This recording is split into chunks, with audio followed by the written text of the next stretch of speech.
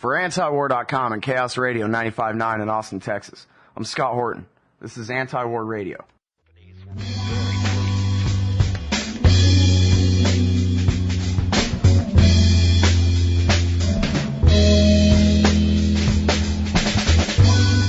All right, y'all, welcome back to the show. It's Anti-War Radio on Chaos 95.9 in Austin, Texas. And our first guest on the show today is Malou Innocent. She is a foreign policy analyst at the Cato Institute and a member of the International Institute of Strategic Studies. Welcome to the show. How are you doing? I'm doing great. Thank you so much for having me.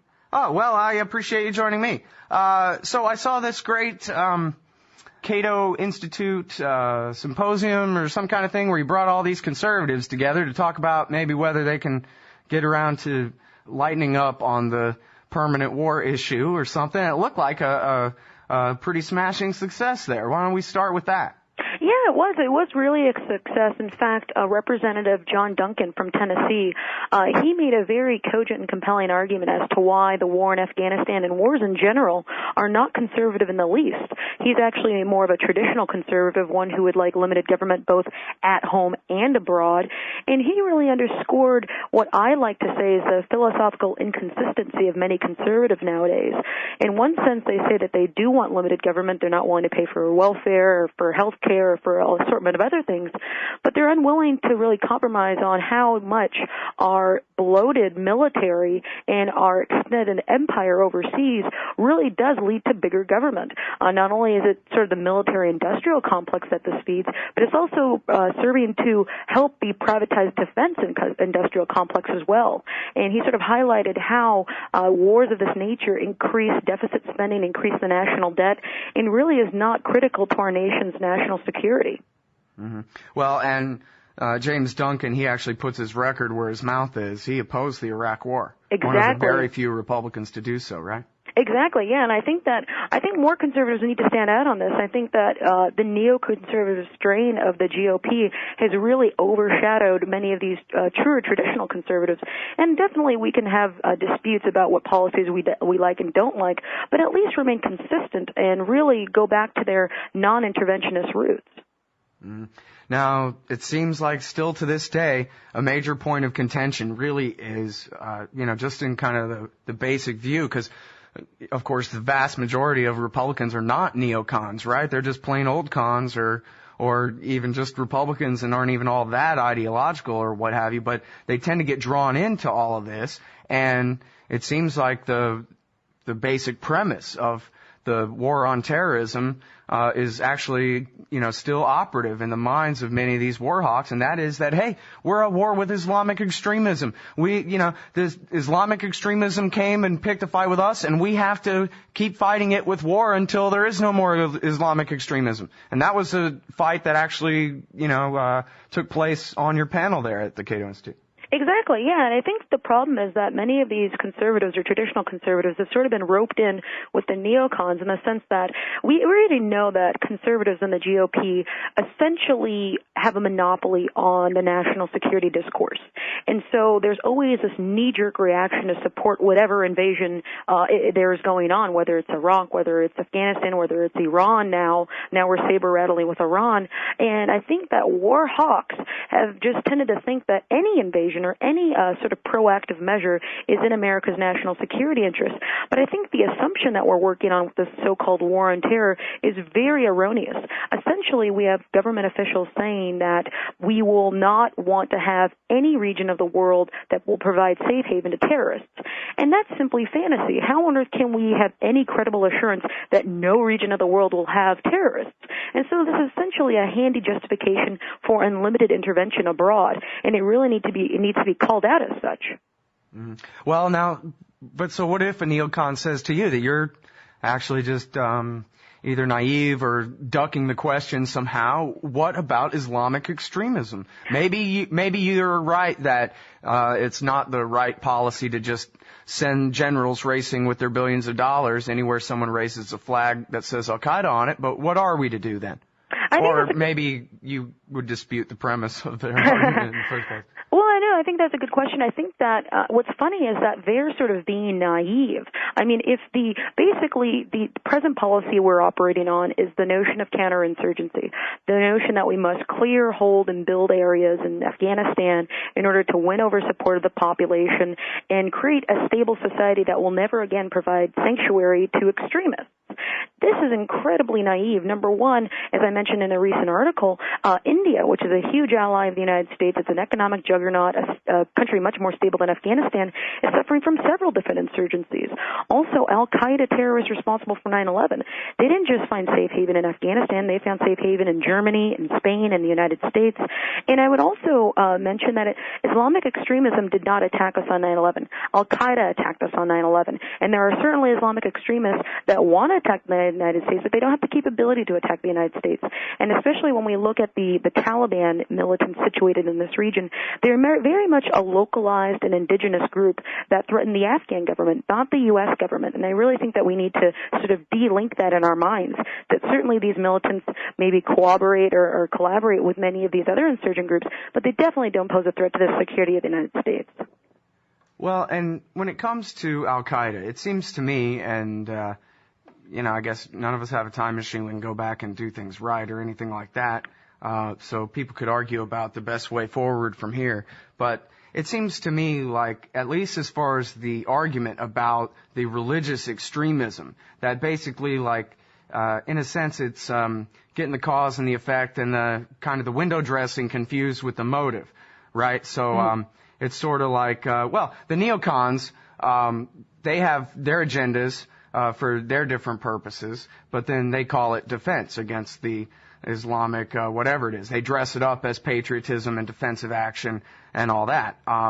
Whereas Osama bin Laden has his motivations, and of course he dresses it up with religious terminology and so forth, but it seems pretty obvious to me that he would just be a kook on the street corner that nobody would pay any attention to if it wasn't for the fact that the American government is constantly killing people and setting things on fire over there in their region of the world. That's what makes what he says seem credible. Exactly. Rather than, wow, this guy wants to take us back to the 12th century. Who wants to live there? Right. And I think the original invasion of Afghanistan was justified. The problem is that this has become mission creep. Now we're talking about building roads in Afghanistan and Helmand province, trying to encourage local farmers to cultivate wheat instead of opium. And really this is whole social engineering. And the longer actually we prolong this war, I think the more we play directly into al-Qaeda's hands and end up pushing these otherwise irrelevant guerrilla groups closer together and really want to attack us. I think it's important to mention that since 9/11, virtually all of the attacks on the United States by terrorists have been on U.S. troops deployed on foreign soil. And if you look at the al-Qaeda threat centered in this region, even General Jim Jones, who is the National Security Advisor under Obama, he has said publicly there are less than 100 al-Qaeda fighters in Afghanistan. So essentially we're using over 100,000 foreign troops to catch less than 100 al-Qaeda fighters. I mean, the imbalance of this is totally disproportionate. And I think, again, like you mentioned, we do certainly engender more anger and anti-American sentiment the longer we're there. And even though people say, this is a legitimate defense, this is not a legitimate defense, especially when we consider that we really achieved a victory over the course of several years in the sort of monitoring al-Qaeda through international cooperation with foreign intelligence agencies to sort of nab and capture certain operatives. We really don't need 100,000 troops deployed in Afghanistan to keep America safe. It's not a precondition. Mm-hmm. Well, and if you look at what's happened in the last few years with the war in Iraq and all that, and really al-Qaeda's side of that, they've really made sure that everybody in the Middle East hates them anyway, despite America's invasion of Iraq and Afghanistan and these occupations that basically, and even Somalia, which just prove all of bin Laden's predictions to be true and that kind of thing. People still hate him because of the bombings in Saudi Arabia, the bombings in Iraq, the bombings in Jordan that kill Muslims. And in the polls around there, where people agree that they want the American empire out of the Middle East, they don't admire Osama bin Laden at all. They admire Nasrallah, the head of Hezbollah, even though the Shiites, of course, are a small minority among Muslims. across the Muslim world, they prefer Hezbollah. Nobody likes al-Qaeda. Exactly. And I think that these guys are the seeds of their own destruction anyway. They're really just like the American empire, only smaller. Right, and much I think, smaller. Exactly. I think when people, especially on the right, whether you're talking about the neocons or even just the simple war hawks, they really inadvertently sort of feed al-Qaeda's message. They make al-Qaeda and they make Osama bin Laden 12 feet tall. They make him this huge existential threat to the United States when he's not.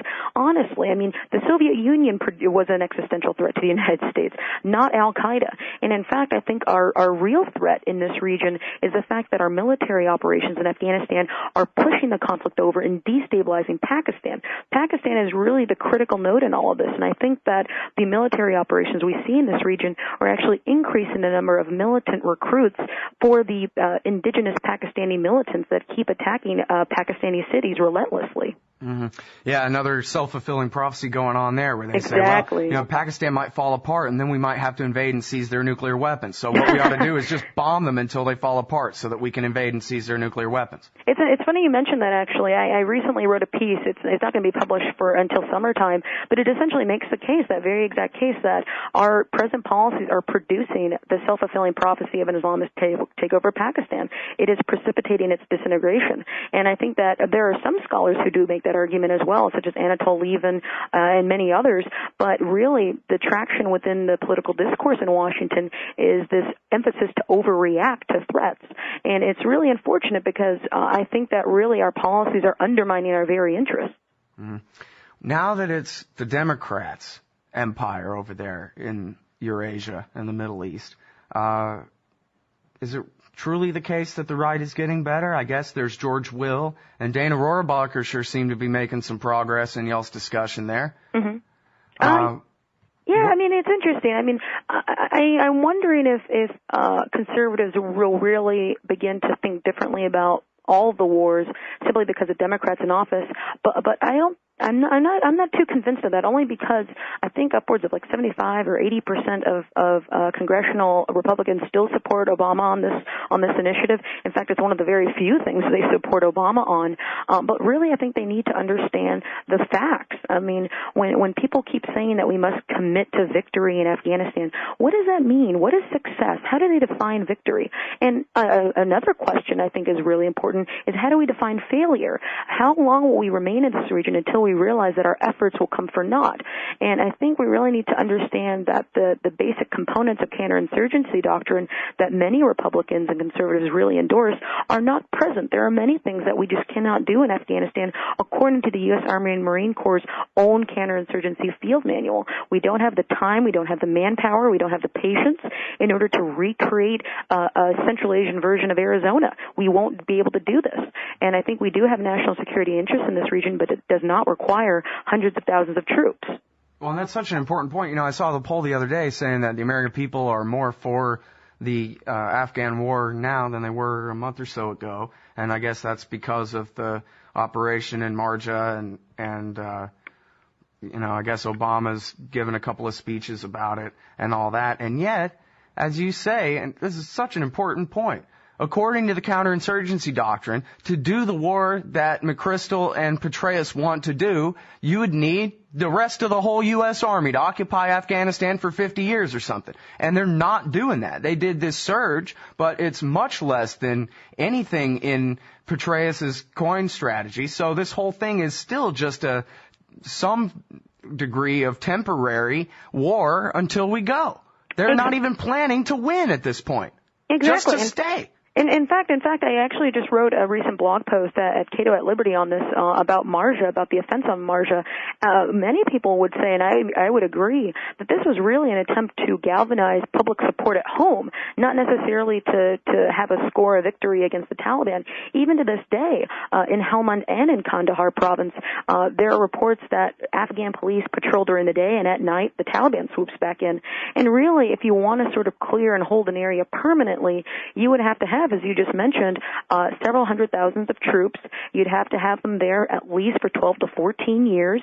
You'd need a great deal of political will back at home. And really, you'd also need a legitimate host nation government in Kabul, which we do not have. The fact that Hamid Karzai's brother is a huge drug kingpin who's getting payouts from the CIA also doesn't help the notion that we're trying to build a democracy and endorse freedom and liberty. And so really there are a lot of inconsistencies with this policy, and many people who I agree with who sort of make the argument that we really need to narrow our objectives in this region, they bring this to light, that there are many internal inconsistencies with our policy and our vision of trying to implement counterinsurgency.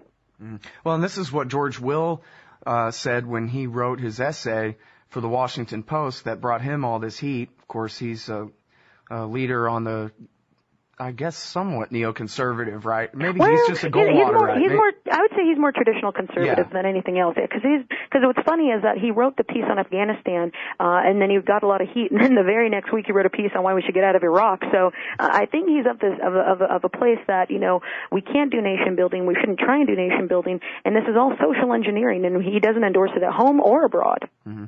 Well, and in defending himself on his Afghanistan piece on the George Stephanopoulos show, I guess the first Sunday after it was published in the Post there, he gave his just cold assessment, and it basically was, hey, look, the strategy says you need this many troops. We cannot do that many troops, not by a long shot. So what are we doing? Mm-hmm. That's it. You're either doing this or you're not doing this. And so I guess that whole conservative, let's go kick butt and avenge 9/11 and whatever, all of a sudden, at some point, this runs up into the wall of logic, even in the minds of conservatives. Exactly. I think even if we did have the troops, even if we could have 200,000 troops in southern Afghanistan alone and 650,000 in the country entirely, then we'd have to ask, even if we wanted to deploy those many troops, can those troops capture and kill more terrorists than their presence helps to recruit? And really, if you can't answer that with any sort of assurance, then we'd be feeding more recruits to the insurgency's cause. And then we'd be feeding the narrative that this is a hostile foreign occupation of the region. So, I mean, even the notion that, number one, I would agree that we don't have enough troops, but number two, I don't think that Afghanistan or remaining in Afghanistan is a precondition to keeping America safe. So even if we did have the number of troops or the adequate level of patience and resources, we shouldn't be doing it. Well, there's also the question of how long we can expect the Chinese to continue financing our war on their western border. Yeah, it's sort of so ridiculous. It's funny. It's like we borrow money from the Chinese to protect East Asia from China. You know, it's just it's really ridiculous. And I think that really this is going to come to a head. I think economically we cannot sustain the massive DoD budgets and our social entitlement programs. Something's got to go. And I think that even though the military does have a huge lobbying arm within the Beltway, something's got to give. I'm not sure how, or at least to what extent, we'll be able to really shovel more of these billions of dollars into Iraq and into Afghanistan. And the notion that we'll be leaving Iraq anytime soon, I think we need to not hold our breaths on that. I won't believe it until I see it, especially since General Ordiniero, the top commander in Iraq, is now saying that we must sort of slow down the timeline for withdrawal there. So that also raises a question not only just in Afghanistan but in Iraq, how long will we remain in this region? And I honestly, sad to say, I really think we'll be there in both countries for the foreseeable future. Well, now, there's also a big push on parts of the right, especially, you know, the Bill Kristol neoconservative right, for an interpretation of the Constitution which says that whoever the president happens to be, that commander-in-chief clause is the only thing that's actually the law of the land in this country, and that he can do anything he wants, and that the terror war is, so vital and our enemy so dangerous that any part of the Constitution, like, say, for example, the Bill of Rights, the amendments that supposedly limited the powers inside the previous articles there, are basically null and void. And they've gone so far, as I'm sure you're aware, the Foreign Policy Initiative group, Bill Kristol and Dick Cheney's daughter, Elizabeth, they put out this ad where they basically accused current at least candidates for higher level positions inside the Department of Justice of being the al-Qaeda 7, of being on the side of the enemy because they participated in legal cases where they were defending the accused. And this produced a backlash. At some point, again, this is another conservative principle that has been very successfully by the neocons, I guess, pushed and subsumed below the desire to kick butt around the world and all of that. But at some point, they ran up even Ken Starr and a whole other, giant group of conservative lawyers said that this was absolutely shameful and wrong, and that it is the most important part of America's tradition going back to John Adams defending the British troops in the Boston Massacre, that not just the accused, but the guilty as hell deserve a real defense. And the idea that they would impugn the loyalty of American lawyers for doing their job in an adversarial legal system was a bridge too far. And I wonder whether you think that that's another part of maybe the conservative movement that might be revived a little bit with Democrats in power, that maybe there should be a law that limits the ability of